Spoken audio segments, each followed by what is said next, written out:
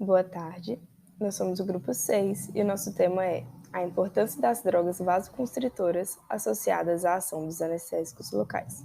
Nosso grupo é composto por Ludmila, Leandra, Leandro, Natália, Nicole e Raquel. Para começar, nós vamos falar sobre o que é um vasoconstritor.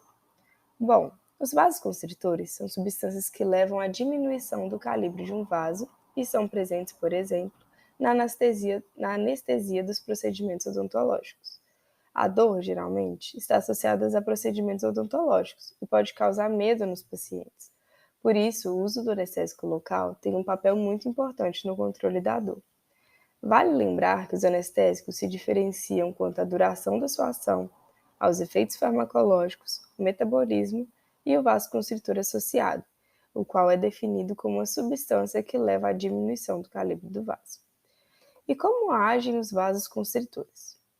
Então, o mecanismo de ação dos vasoconstritores podem ser como drogas de ação direta, que atuam direto nos receptores adrenérgicos, drogas de ação indireta, que agem através da liberação de noradrenalina nas terminações nervosas adrenérgicas, e drogas de ação mista, que mesclam ações diretas e indiretas. A tabela a seguir mostra a classificação de ação dos vasoconstritores. Aqui temos a coluna dos vasoconstritores de ação direta. Nele nós temos a adrenalina, noradrenalina, levonorfina, isoproterenol, dopamina, metoxamina e fenilefrina. A farmacologia da adrenalina, por exemplo, atua diretamente nos receptores alfa e beta adrenérgicos, mas os efeitos do alfa que predominam.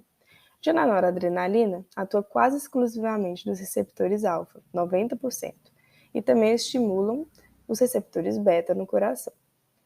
Já na coluna dos vasoconstritores de ação indireta, nós temos a tiramina, anfetamina, metafetamina e hidroxianfetamina. E na coluna de ação mista, temos o metaraminol e a efedrina. Os receptores adrenérgicos encontram-se na maioria dos tecidos do corpo, sendo os mesmos divididos entre alfa e beta. Os receptores alfa vão produzir vasoconstrição a serem ativados, e isso acontece devido à contração do músculo liso. A ativação dos receptores beta produz a vasodilatação e broncodilatação, pelo relaxamento do músculo liso e estimulação cardíaca, quando ocorre o aumento da frequência cardíaca e a força da contração. Já os receptores beta são divididos em beta 1, que estão presentes no coração e intestino delgado, onde causam a estimulação cardíaca e a lipólise, e beta 2, que são encontrados nos brônquios, leitos vasculares e no útero, onde produz broncodilatação e vasodilatação. E o que são os anestésicos locais? Os anestésicos locais são amplamente utilizados como agentes para anestesia e analgesia durante o transoperatório e o pós-operatório. Os anestésicos locais são definidos como uma droga que pode bloquear de forma reversível a transmissão do estímulo nervoso no local onde ele for aplicado, sem ocasionarem alterações no nível de consciência. Os anestésicos locais possuem, na sua maioria, um grupo aromático, que é lipossolúvel e hidrofóbico, associados a um grupo amina, que é polar e hidrofílico. Esses dois grupos são ligados por uma cadeia intermediária, que determina a classificação do anestésico local como um amida ou um éster. Os exemplos de amida são a lidocaína, a bupivacaína e a prilocaína. E os exemplos de ésteres incluem a cocaína e a ametocaína.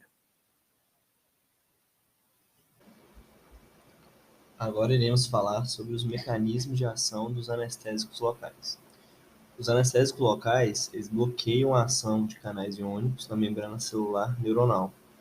Então, isso impede a neurotransmissão do potencial de ação. A forma ionizada do anestésico local liga-se de modo específico aos canais de sódio. Então, inativa eles e impede a propagação da despolarização celular. Porém, a ligação específica ocorre no meio intracelular. Por isso que é necessário que o anestésico local, sua fórmula molecular, ultrapasse a membrana plasmática, para então bloquear os canais de sódio. O bloqueio das fibras nervosas ocorre de forma gradual. Então, ele começa com a perda de sensibilidade de dor, depois a temperatura, ao toque, a propriocepção, aí depois, finalmente, a perda do tônus do muscular esquelético. Sobre a absorção e distribuição, os anestésicos locais eles devem ser infiltrados em áreas próximas aos nervos que devem ser bloqueados, incluindo pele, tecido subcutâneo, e parte das drogas será absorvida para a circulação sistêmica, e a quantidade dependerá do fluxo sanguíneo no tecido, onde foi administrado o anestésico, e também dos efeitos que a droga ou seus aditivos podem desencadear na circulação local. Alguns anestésicos locais, em baixas concentrações, possuem propriedade vasodilatadora, que aumenta sua absorção sistêmica. Então, é por isso que a indústria farmacêutica ela investe em preparações que minimizam o efeito através de adição de um vasoconstritor, como a adrenalina ou a finelefrina. Um exemplo também é a cocaína, que apresenta um efeito vasoconstritor.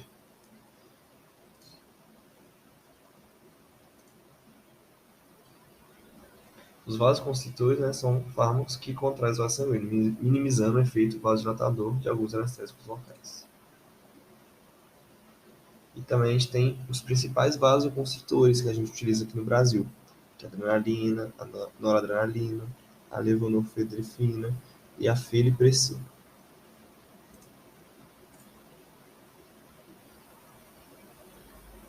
Algumas soluções anestésicas aqui também, né, e os seus nomes comerciais vendidos nas farmácias. A alfacaína, que é um anestésico associado à adrenalina, a xilocaína, que é um anestésico associado à noradrenalina, e a citocaína, que é um anestésico associado à felipressina.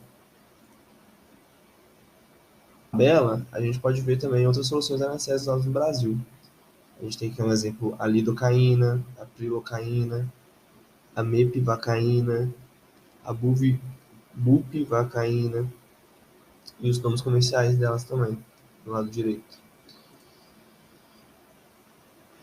Nessa outra tabela, a gente consegue ver as concentrações, as doses máximas e o número de tubetes dos principais vasoconstritores, né? A gente tem a adrenalina, a noradrenalina, a fenilefrina, a levonorfina e a felipressina.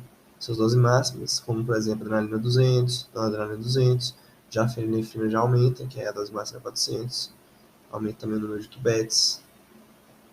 A nevolorefrina, no dose máxima já é 1000, fenilefrina, que a gente já disse anteriormente, e a felipressina.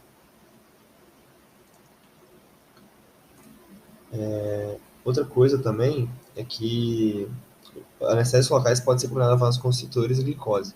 Então, os vasoconstritores preservam a ação dos anestésicos locais, como eu disse, né, sobre a importância deles. Eles se contrapõem à vasodilatação por eles induzida, impedindo a rápida distribuição a sítios diferentes de intenção anestésica. Também são úteis na redução da quantidade de anestésico local necessária para obter para a obtenção do adequado bloqueio da dor. Então, com o uso do vasoconstritor, pode-se pregar 50% da dose do anestésico local e contribui também para uma menor frequência dos efeitos adversos. Outra coisa também é que os vasoconstritores servem como agentes hemostáticos, reduz o sangramento transoperatório e torna mais fácil o procedimento. Outra coisa também é sobre os estudos, né, feitos em 2009, sobre a administração da anestesia local sem vasoconstritor. Então, causou mais queixa de dor pelos pacientes durante a cirurgia letal. Sobre a utilização da lidocaína a 2% com epinefrina, em 9 pacientes com doença valvular, representou um procedimento anestésico seguro e eficaz. Então, não houve alterações adicionais significativas nos dados do eletrocardiograma. Também não teve nenhum aumento na pressão sanguínea utilizando esse tratamento.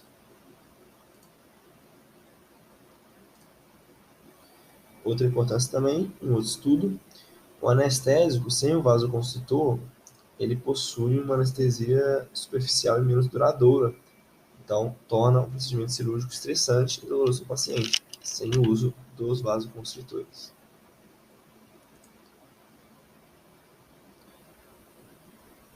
Nós temos aqui as referências que a gente utilizou, né, para a gente fazer esses slides. E é isso. Muito obrigado a todos.